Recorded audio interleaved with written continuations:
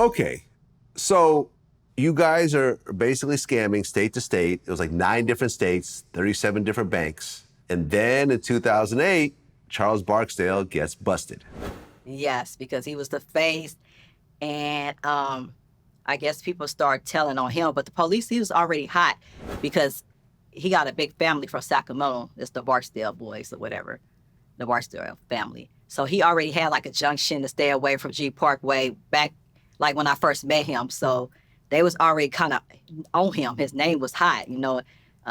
Some of his family members, they did gang bang, you know, rest in peace to BD, who got killed in a big old thing. It was a big old incident that happened in 2010. He ended up getting killed trying to go help somebody else get out of the situation. And so my son and father, which is Charles Barksdale, he's like the oldest cousin. So all the stuff that was going on with the cousin that did gang banging was in the streets. They kind of said he was the head over that he was pushing that movement instead of the rap, but he was really on a rap movement. You know, it's just that his whole family go come out and support when it's time to come out and support. And that's what they was doing. But they used that against him, you know, in our case, saying that basically, nah, this was a big organization. That's why I was able to be successful, because I had gangbangers behind me and everybody knew to run the money back to me because of him. You know, they painted that picture because of that, but he was really a rapper. He was really on that. I mean, I was more like, let me get this money and push your, you know, your talent to another level, especially when Mac Dre died, because it was just like, he was devastated, you know. He was supposed to be on that trip, but thank God he was late, always running late, and he didn't make it, because it probably would have been him too, you know? Yeah, no, sad situation. I Yeah. covered that whole thing, and Like, I the remember guy. like it's yesterday. Like, I would have probably been there too. Oh yeah, no, listen, Fat Tone got killed over that situation. He had Yes. nothing to do with it. The truth came out later. Yeah, it's wild. Mac Minister is doing triple life in prison over it. It's just a Yeah. whole mess. It's just Yeah. a whole, like, disaster, you know? So, Yeah. Charles was, like, basically not feeling the rap game no more, you know? He started Stupid ENT to try to keep on pushing the movement, but it was just like, now he's like with me caught up, and we really getting lots of money. So he like, I'm a rapper already. You feel me? Like, cause I would be like, you know, let's push this. It's times that we didn't went to Atlanta and met up with Gucci, you know, and he did a song with him, and we try to like prepare to set up a concert in SAC, but they'd be like, nah, we ain't let y'all do no concert out here because you know, you're a Barksdale, like you with the Theist movement. Like it was just a lot going on at the time. So he kind of was like, fuck the rap gang, like, and started messing with me full-fledged and doing the fraud. Right. In 2008, he gets busted, and he had a chance to snitch on you, but he doesn't. He doesn't. He like, I can never do that. Like, I can't believe they want me to even do that. They try to implicate his mama, his other baby mama, and he was rocking. He was like, nah, give me what y'all gonna give me. And I'm telling him like, hey, it don't need to be both of us. You know, I don't know like what we gonna do, but they coming for me too. And I don't want to see you go down, because he didn't have no record. He just had like driving on suspended license. That's his first felony ever, the bank fraud with me. But he was a stand-up guy, and he stood on what he mean. And he went and he got 10 years, 10 months, and he did 8 years. Right. So now your second son's father is doing 10 years. Yes. You're still out there. Yep. And you've made over $1 million. Yeah. But you spent most of it on cars, bags, clothes, trips. Yeah. Did you think at that point, listen, let me just stash this money, put it into like a regular business, try to, get out of this game and transition, because I've been in prison already.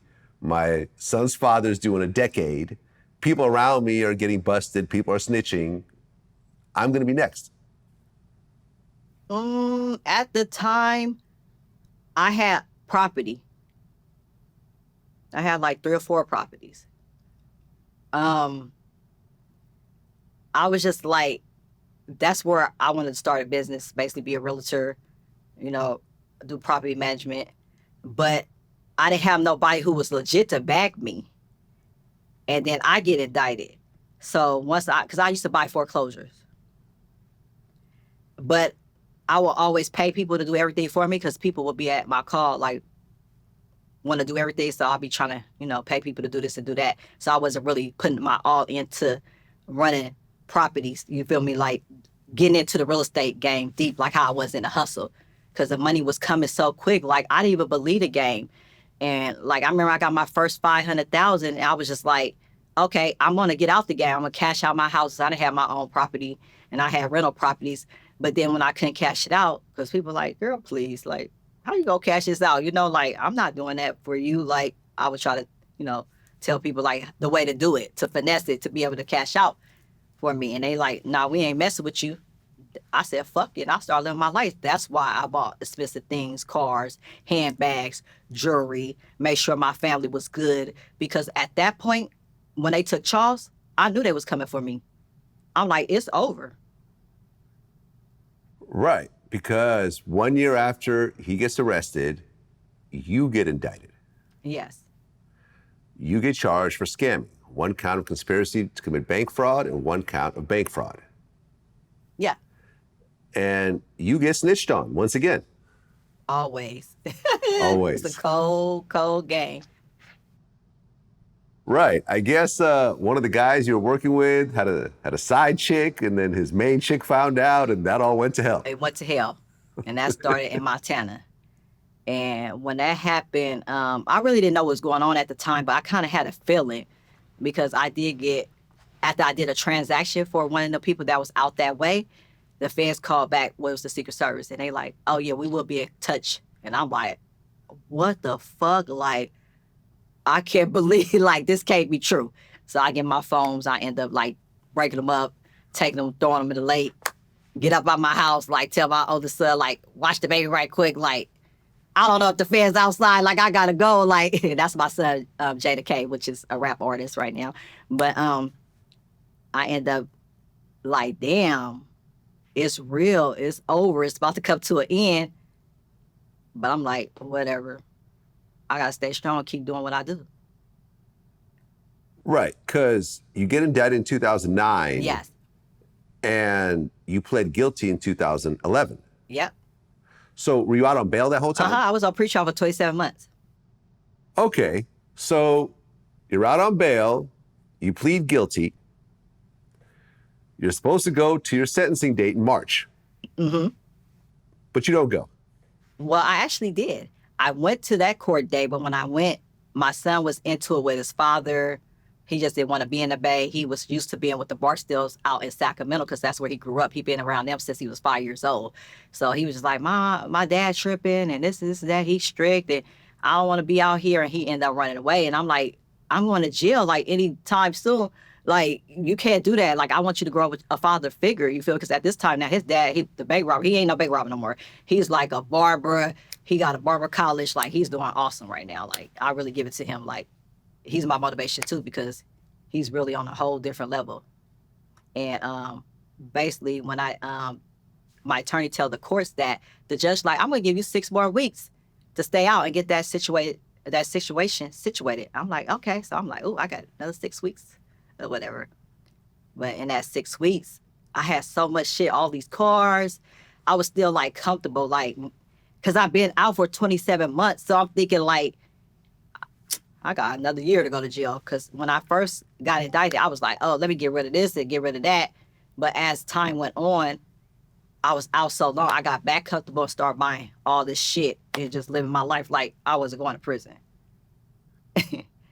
Right, because they pushed back the court date to 6 weeks. And on the day that you're actually supposed to get sentenced, you don't go. No, I don't go. Because I got paranoid, had a little anxiety thing going on. I was coming from the Bay or whatever because I was on supervised release in the Bay. They supervised me even though my case was out of SAC.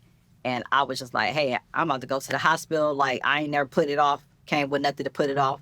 So they gonna put it off for me. You feel me? Like, I've been out this long.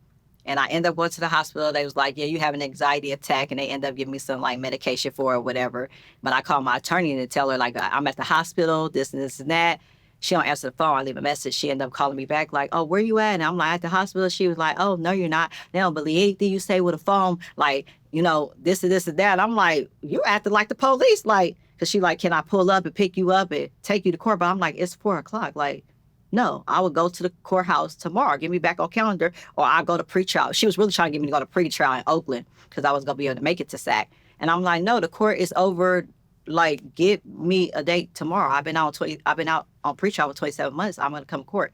And she was like, no, they already got a warrant out for your arrest and this and that. And I'm like, oh, they got a warrant out for my arrest. I'm like, to myself, I'm like, oh, I ain't going nowhere. If this bitch don't get me on calendar, I'm basically going on a run. Right. And that day, you go on the run. And that day, I go on a run. You're a wanted felony fugitive. Yes. Multiple felony fugitive, actually. Yep. Okay. So how do you survive on the run at that point? You have fake IDs? No. I had money. I had still a lot of money because I did save a lot of money for times like this. I didn't never think it was gonna be a time like this, but I always had like emergency money, which is like I said, I had that money to pay off my house. I couldn't, so I always kept that aside. Like, I didn't really get into buying like expensive things till I made a certain amount of money. Had that put to the side for me and my kids and for my household or whatever. So I still had that money saved, so that's how I was able to survive on the run. But I had a homegirl at the time, and she kind of like lined everything up for me to go on the run. Right. So you're on the run, and the TV show American Greed does a special. Yes. And I couldn't believe it, because I didn't even Right. know what that shit was. My auntie used to watch it, and I used to be like, she's like, come look at this, look this. And she was into that and Snap. So I bypassed, be high, because I love weed, like I said. And I'll be smoking. I'll sit in the living room late night sometimes and watch it with her. And then basically like 5 years later, I end up on it. I'm like, hell no, like they put too much on it, like for real. So I'm like, oh man, they trying to get me killed. That's what I thought, because I'm from Oakland, and you put me on that show, and I start getting all kind of calls from people, like, can we work for you? We know you was getting down, because I was on the motorcycle scene real heavy too, before I went on the run. So I rode bikes, well, everybody from the Bay to Sacramento. I'm really known in the streets, you feel me? Like, and I'm like, why would they put me on that show? Like, I didn't even get no money like that. Like, this is what I'm thinking. Like, I'm like, oh, the government trying to get me killed. That's how I felt. Well, yeah, they do an episode on you called The Bank Robbing Babe. Yes. And give me that name, the Bank Robbing Babe. Like, I'm like, they putting too much on this situation right here. I mean, how did you feel when you first saw the name Bank Robbing Babe? Because it's not a name that you came up with. They came up with it. Yeah, I said they was putting too much on it. But at the time when they came up with it, it was like 2012, and they end up contacting Charles in federal prison. So he ended up calling me one day like, man, guess who contacted me? I'm like, who? He like, American Greed. So I was like, American Greed? He was like, what the fuck they want? He like, they want to do an interview. He like, I ain't fucking around with that shit. I was like, yes, you gonna do it. Like, I'm about to capitalize off this when I get out. He like, girl, you is crazy. You was on a run. Like, no, I'm not talking to the people. I was like, just please do it for me. Like, let me just call like I'm your manager and see how much they're gonna pay. The business mind scamming mindset kicked in. I don't know why, because I'm on a run, but I'm just like, Okay. yeah, let me see the letter. Like, send a letter to me. Like, and he had a letter and it said that they wanted to interview him and this is that. And he was like, nah. He was like, I ain't doing that shit. Like, that's hot shit. You stupid. You on the run. And well, I was like, I'm just gonna act like I'm the manager. Like, see if they gonna pay for your story. Like, this, we could probably make something off this. So he was like, nah. But he was like, I'm gonna do it for you since you want to do it or whatever. Because I was on his head, like, for real. Like, I got a master plan after the fact, and they end up contacted him, and I contacted them like I was the manager, and I'm the one who did the call for the American Greed show. It was me. When Charles was talking, that was me on the phone. Okay, let me get this right. So you are a fugitive from justice. Exactly. They contact your son's father, who's doing 10 years in prison, Yes, to do an episode on you being a fugitive from justice. for sure. He tells you, we shouldn't do this. This is a bad idea. It'll just bring more attention to your situation. Yep. And you talk him into actually doing it. Yep. This that $1 million mouthpiece. I talked to Basic to give me 5,000. Like, I was like, fuck it. Like, I'm all in. Like, what am I gonna do? I wanted to see what they really had though, and what they was really on, and when they was coming for me. Right, because the episode comes out, and look, at the end of the day, I'm from the Bay. The Bay is not a big place. Yeah. If you get a TV show episode in the Bay, everyone knows about it. Yeah. Right, so now you're really hot. Hot like a wildfire that can't be put out. I mean, my family members was like, oh my God, working at restaurants, people was coming to them like, is Niesha okay? Because I'm known to be the sweet, innocent young person that looked out for everybody. And they just like, we can't believe she's on that show. Like, is she okay? Because nobody know I was on the run, but like my main people, which was like Chuck mom, my mom, auntie, and the kids and the family, the immediate family.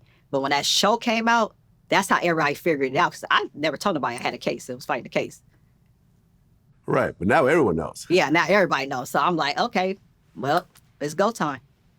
Right, I mean, not only do you convince your son's father to do this TV show, because obviously you're not doing interviews, you're on the run. Yeah. Right, you convince him to do the interviews, which is the basis of the actual episode. Yeah. But then you go and get some T-shirts made up that says "BR Babe," bank robbing babe. Which stands for the Bay Rich Beauty. Oh yeah, okay. I switched it. That's You why switched I'm it. not bank robbing babe. I'm the Bay Rich Beauty, Bay Rich Babe, BRBENT.